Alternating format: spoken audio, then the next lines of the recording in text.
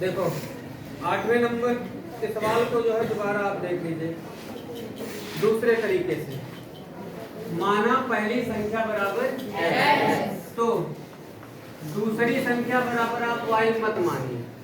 दूसरी संख्या क्या हो जाएगी 13 माइनस x, ये हो जाएगी 13 माइनस x। जैसे कभी भी अगर योग दिया हो आप ऐसा कर सकते हैं, दो संख्याओं का योग 10, 15, 20, 50, 100 कितना भी दिया हो, तो यानी कि अगर कोई जो संख्या मानते हैं जैसे x माना, तो क्या हो जाएगा योग जो दिया होता है तो योग माइनस क्या कर देंगे x, योग माइनस ऐसा कर दिया करें तो भी हो जाएगा। जैसे माना पहली संख्या बराबर x तो दूसरी संख्या बराबर 13 माइनस x, क्योंकि दोनों संख्याओं का योगफल कितना है 13। दोनों संख्याओं का योगफल अगर 50 होता तो क्या लिखते, अगर दो संख्याओं का योगफल 20 होता तो उसी तरीके से दोनों संख्याओं का योगफल यहाँ पर कितना दिया है 13।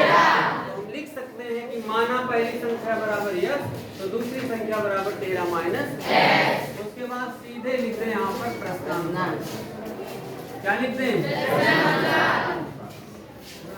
अब प्रश्न कहता है कि दोनों संख्याओं के वर्गों का योग, दोनों संख्याओं के वर्गों का योग। अब भाई संख्या हमारी पहली x है और दूसरी क्या है 13 माइनस x, तो x का वर्ग और प्लस 13 माइनस x का वर्ग और बराबर कितना हो जाता है 89। यहाँ से लिख सकते हैं x का वर्ग प्लस 13 माइनस x का वर्ग बराबर कितना 89। अब इसको खोलते हैं x स्क्वायर प्लस यहाँ पर a माइनस b का 13 का square 169 plus x square minus का 26x बराबर, इसको भी इधर ले आओ, माइनस का 89 बराबर 0।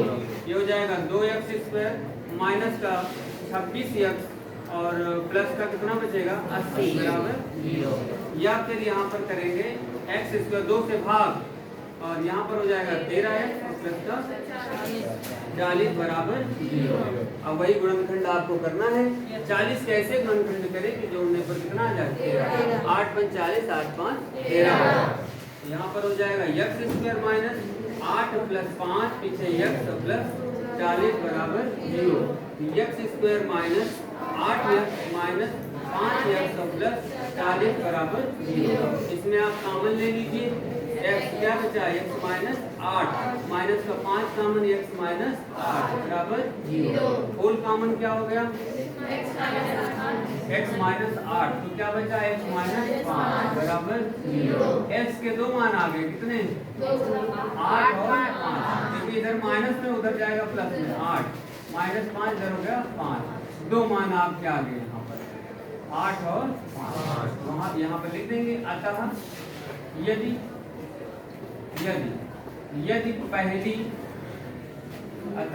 पहली संख्या बराबर अगर 5 मान लें तो जो दूसरी संख्या हो जाएगी वो क्या हो जाएगी 13 माइनस 5 है ना, मतलब 8। और यदि पहली को क्या मान लें 8 तो दूसरी क्या हो जाएगी, यदि पहली संख्या बराबर 8 तो दूसरी बराबर हो जाएगी 5। ठीक है, वैसे भी आप समझ सकते हैं और वैसे, ठीक है।